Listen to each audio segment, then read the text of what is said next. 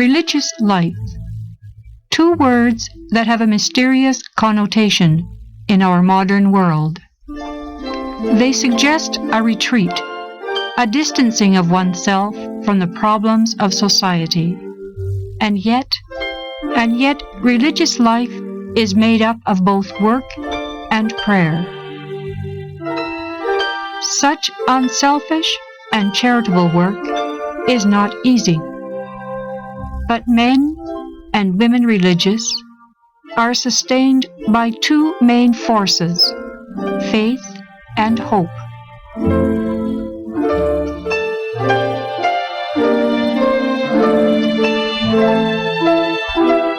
It is this same faith and hope that nurture and sustain the action of the Sisters of Providence. They are the foundation of a life of charity that has been in progress for more than 150 years.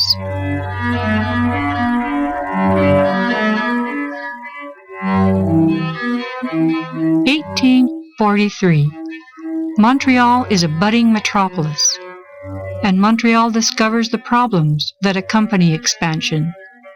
The sick, the poor, the elderly, and children abandoned by families are found in the streets of the city with nowhere to turn for refuge. It is within this context that Emily Gamlin and Bishop Bourget found the Congregation of the Sisters of Providence. Emily Gamlin, widow and mother of 3 children who had all died at an early age, accepts to take up the challenge of charity. Her courage is a source of inspiration for the new community. Orphanages, schools, specialized hospitals, and homes for the aged begin to appear all over Montreal.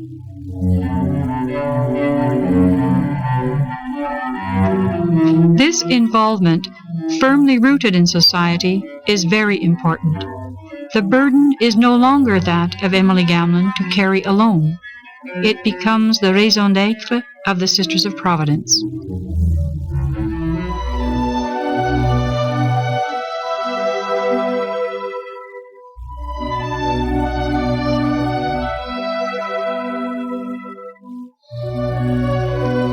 But the alms are not enough to meet the needs of the people.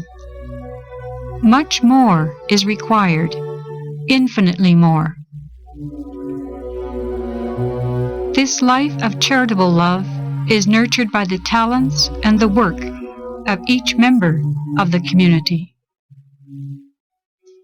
The life of a sister does not only consist of charitable activities, it is also a life of hard work.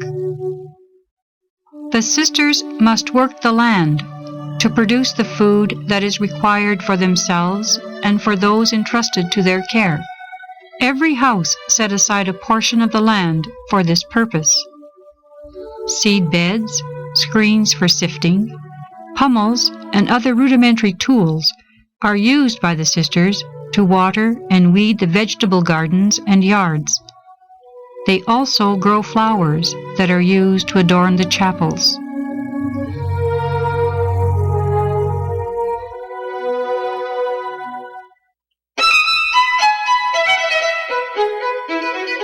The sisters are very gifted and do beautiful handiwork.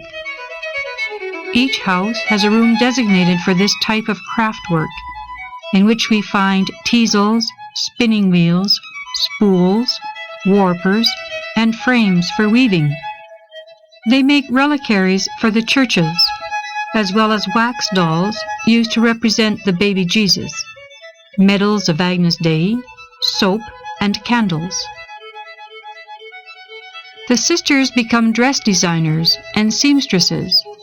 The more talented ones make dresses, toilet articles, bed linens, and curtains.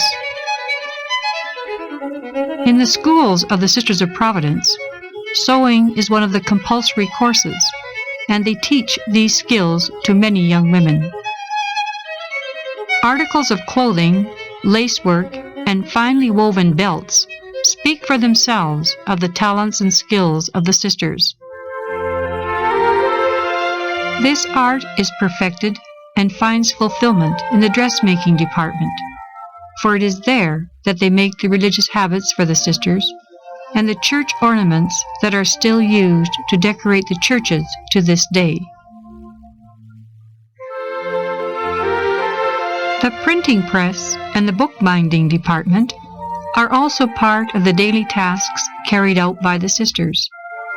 Books, manuscripts, letters, and archives are part of the important patrimony of the more than 150 years of history.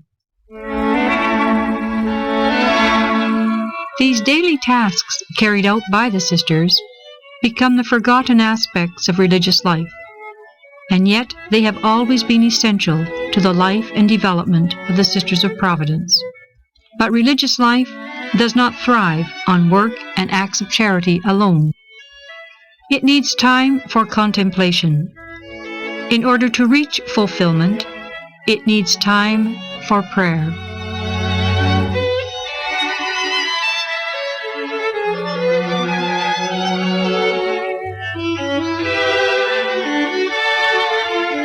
The body is nurtured by the fruit of the earth.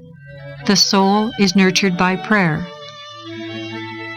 Religious life would be incomplete if it did not provide the sisters with time for profound communion with God, where they can give full rein to their vocation.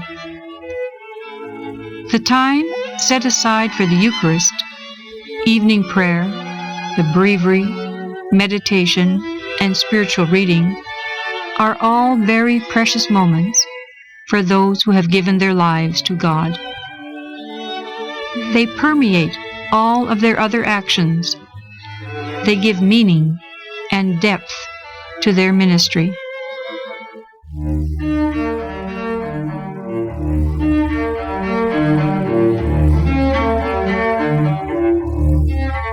Yet, religious life is a response to a personal and profound call.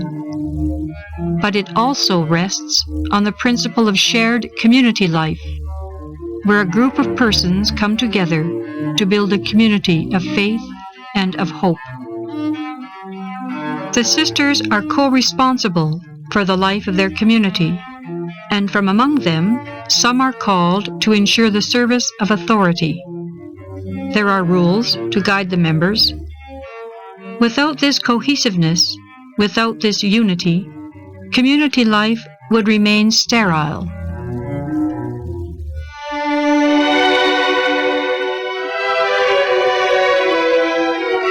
Changes that have taken place in society are both profound and long-lasting. The government has taken over the majority of the social institutions that were initiated by the religious communities. Does this mean that the sisters must withdraw and disappear from the social scene? On the contrary, the need for the mission of charity of the Sisters of Providence is greater now than ever. For example, education which began at the Institution for the Deaf has been transformed today into a broader involvement with the deaf on a pastoral level. Other realities have changed as well, but the response remains the same, and compassion is even more necessary today. People with AIDS, young people in difficulty, prisoners, the homeless, are all in need of our unfailing kindness and understanding.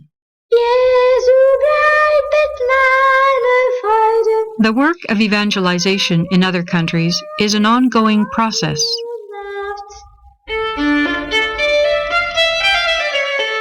In the past, Chile, Western Canada, and the native peoples of Oregon welcomed the Sisters of Providence among them.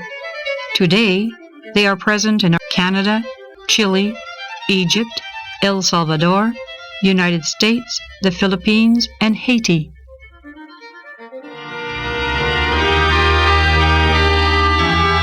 And so the story of Emily Gamlin goes on. Even though it has been unfolding for more than 150 years, it is still turned toward the future.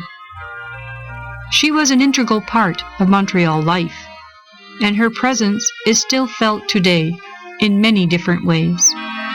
The city gave her official recognition when they gave the name Place Émilie Gamelin to the site on which stood the soup kitchen she founded. Her greatest legacy was her quest for a more just and equitable society, where religious and lay persons would work together to reach out to those in need. The quest must go on.